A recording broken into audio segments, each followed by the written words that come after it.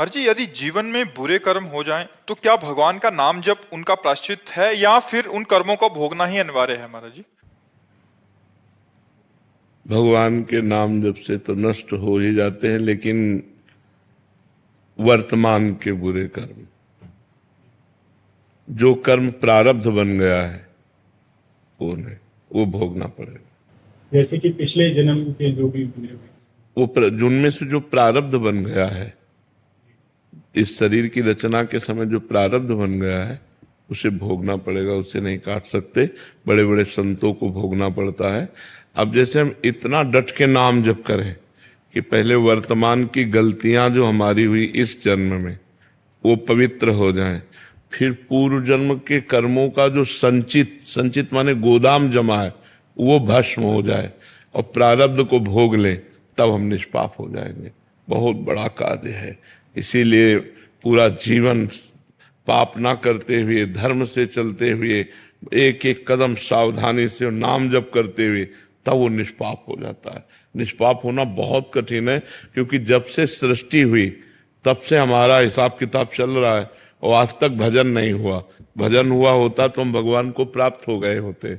अब हम भजन शुरू करेंगे तो इतना बड़ा सब पाप नष्ट होगा, तो इसके लिए हमें बहुत भजन चाहिए। हर समय उठते बैठते चलते फिरते राधा राधा राधा राधा नाम जप करते रहें तो सब ठीक हो जाएगा। पर प्रारब्ध भोगना पड़ेगा। प्रारब्ध का मतलब समझ रहे ना? नहीं, मैं तब समझ नहीं पा रहा हूँ। प्रारब्ध 3 प्रकार के कर्म होते हैं।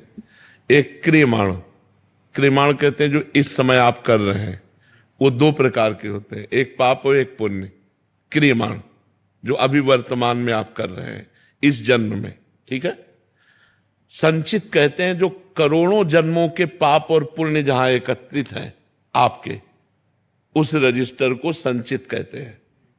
और उस करोड़ों जन्मों के संचित कर्म से जो इस मानव देह के बनने के समय पाप और पुण्य निकाले गए हैं, इस अवस्था में आपकी उन्नति होगी, इस अवस्था में आपकी अवनति होगी, आपको ये रोग होगा, आपका हाथ टूटेगा, आपका एक्सीडेंट होगा, आपको ये लाभ मिलेगा। जो जो लिखा है वो अब भोगना पड़ेगा।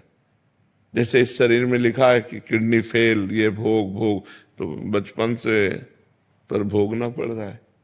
इसे प्रारब्ध भोग कहते हैं। ये बहुत वज्र की लीक होता है, इसे भोगना पड़ता है। तो हम भजन करके संचित को मिटा सकते हैं, भस्म कर सकते हैं, और क्रियमाण को सुधार सकते हैं कि पाप कर्म ना हो, लेकिन प्रारब्ध को भोगना पड़ेगा।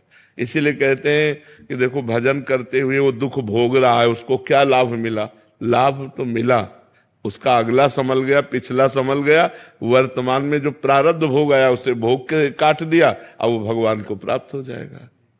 जैसे आप कहते हैं ना कि नाम जपने से तो राधा रानी का फिर वो रजिस्टर पूरा फाड़ फेंकते हैं। हाँ, तो वो रजिस्टर को संचित कर्म, रजिस्टर को संचित कर्म, अभी आप ध्यान से सुनो, अभी कहा ना, जो हमारा पुराना रजिस्टर जमा कई जन्मों का, उसे संचित कर्म कहते हैं। वो नष्ट हो गया।